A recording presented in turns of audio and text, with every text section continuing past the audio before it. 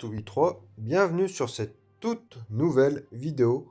Vidéo LDC. On est reparti avec nos trois protagonistes. Donc là, on est parti sur la POV de Claude, qui est ni plus ni moins que le chef du clan d'ASK Force. Donc on est parti pour cette toute première attaque. Ça c'est sa seule compo qui diffère des autres jours. Les autres jours, il a utilisé une compo à base de dragons, mais avec beaucoup moins de sorts d'invisibilité. Là, on peut voir qu'il y en a 11 dans la composition, donc c'est difficile de faire plus. Et vous allez voir que l'attaque, elle va passer très très bien. Donc on est parti directement par une championne avec la capacité active de la lance brutale. En plus, c'est level max. Donc ça met bien. Donc ça a pu clear la droite du village. Et là, la championne se dirige vers la gauche. Là, très bien joué le sort d'invisibilité pour rendre invisible l'arc X. Il va se faire finir par l'aura de la championne avec les électrobots. Et puis là, l'HDV il tombe. Et là, la championne se rend au cœur du village. Donc à noter qu'on a le familier, le phénix. Donc quand on compte ne pas rappeler la championne, on met ce familier de telle façon à ce que la championne puisse, par son aura, détruire plus de bâtiments. Et aussi pour déminer des pièges aériens, puisque la seconde partie de l'attaque est en aérien. Et avec le phénix, ça va bien pouvoir, ça va bien pouvoir dépop les pièges aériens. Et puis là, on peut voir qu'il y en avait, il y en avait beaucoup. Il y avait quasiment la moitié des pièges aériens au même endroit. Bon, pourquoi ils étaient tous au même endroit, en fait. Donc là, on peut voir qu'on a un sacré boulevard, un méga funnel, plus le centre de la base qui est complètement démoli. On rajoute l'arène avec la flèche pour enlever une anti-aérienne et pour créer le funnel. Notez que dans cette composition, on n'a pas de roi, donc ça change un peu de l'ordinaire, mais on a le nouvel héros aérien. Et puis ça va très bien passer. On déploie un dragon sur la gauche pour, euh, pour orienter le dragon plus vers le milieu. Donc un petit sort de floraison pour éviter euh, que la runique de poison nous embête beaucoup. Et puis là on peut voir qu'il nous reste un nombre incalculable de dragons. On a encore un sort de gel dans la main. Je vais mettre la vidéo en x2. Capacité du prince mignon qui frise les dernières défenses. Et puis là on est sur une étape de type masterclass de la part de Claude qui entame très bien cette vidéo. A noter que c'est cette compo que j'utilise à mes débuts de TH16 parce qu'elle est vraiment forte et au moins ça demande de maxer uniquement les dragons et puis après on déploie la championne, il faut juste quasiment maxer l'équipement des électrobots et puis c'est tout. On est parti sur la deuxième attaque de Claude. Donc on va voir ces attaques du jour 1, 2, 4 et 7. Comme ça fera 4 attaques. Donc là on est parti sur la championne à gauche et on peut voir que là c'est pas la même composition. Certes on a encore énormément de dragons mais on a aussi très peu de sorts d'invisibilité par rapport à l'attaque d'avant. Et c'est cette compo qui va utiliser tout au long de la LDC. Et on peut voir qu'il y a un sort, une sorte de revive, je sais plus le nom en français. Le sort de résurrection, oui. Là, on voit que la championne, elle taffe vraiment bien. Elle a fait tomber l'HDV et on a un énorme funnel. Là, on a une flèche qui a tombé une anti-aérienne et qui va pouvoir funnel sur la droite. Donc là, on a un petit peu de chance. On a le molosse de glace qui va se faire gérer par la championne. Et les roquets de glace, ils vont instantanément disparaître. Donc ça met très très bien. Hop, la championne, elle va mourir. Et c'est là où on a la possibilité, en fait, avec cette attaque, soit de faire rappeler la championne ou la reine. Et dans la plupart des cas, on rappelle la championne, puisque là, je crois que Claude avait utilisé la capacité de la championne juste avant de mourir. Donc si on réutilise un sort de résurrection sur la championne, on a de nouveau la lance brutale qui va faire effet. Mais sauf que là, sur cette attaque, en fait, il y a beaucoup de dragons qui vont aller sur la droite.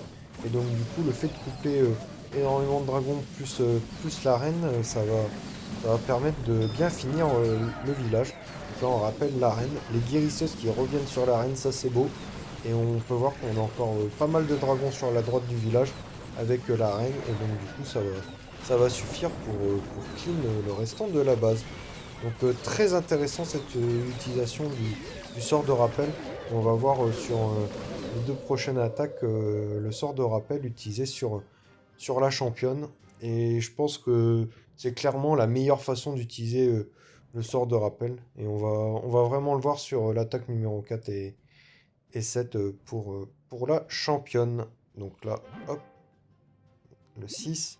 Ah ouais, cette attaque, j'ai beaucoup aimé aussi parce que on a une flèche de qualité allemande.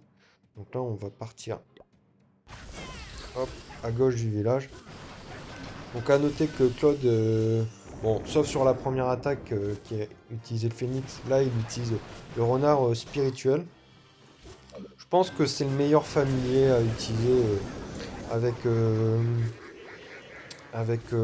cette stratégie. Mais le phénix c'est pas mal aussi. Et puis de toute façon, pour ce qui est de mon TH16, j'ai pas trop le choix puisque comme je suis tout nouveau TH16, bah, j'ai pas encore débloqué le nouveau familier, le renard spirituel. Donc du coup, on fait avec les moyens du bord. Donc là, on peut voir qu'on avait une flèche de zinzin où on a enlevé la tyrienne ici et ici. Et là, ça va être un boulevard pour Claude. Les dragons, ils vont vraiment bien défoncer le village. À noter aussi, je ne comprends pas pourquoi.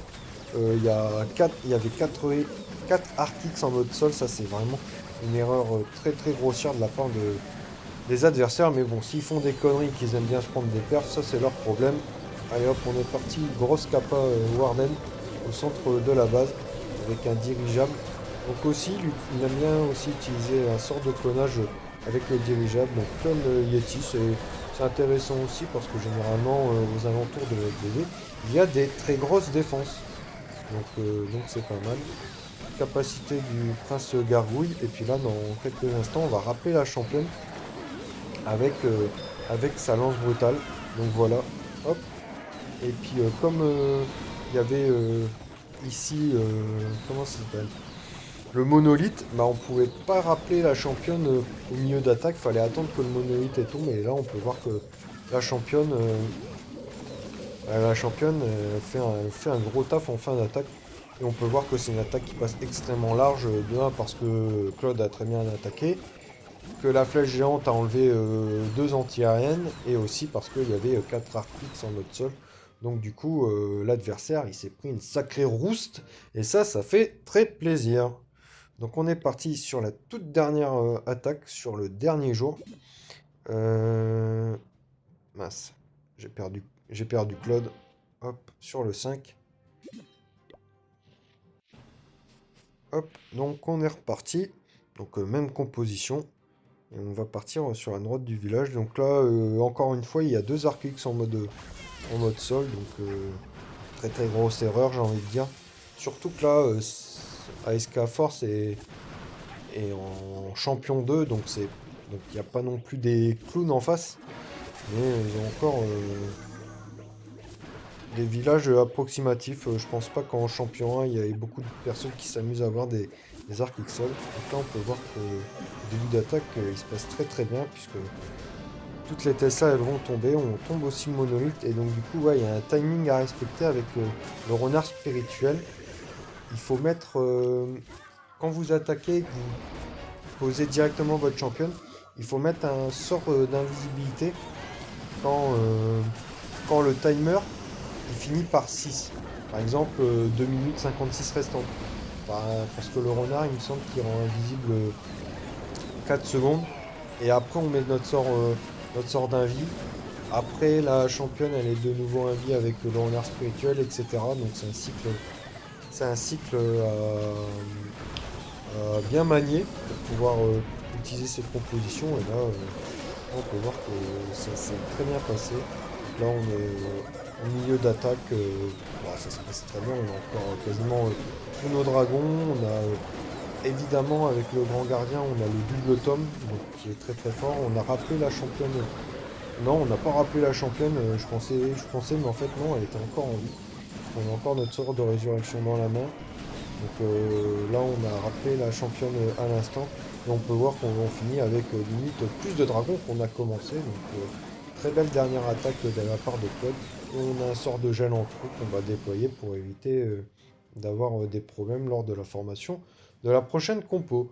Donc merci à Claude pour cette magnifique LDC avec ses super replays. Donc le sort de résurrection qui est particulièrement intéressant à utiliser de cette façon-là. Et donc du coup, j'y songerai pour mes attaques futures.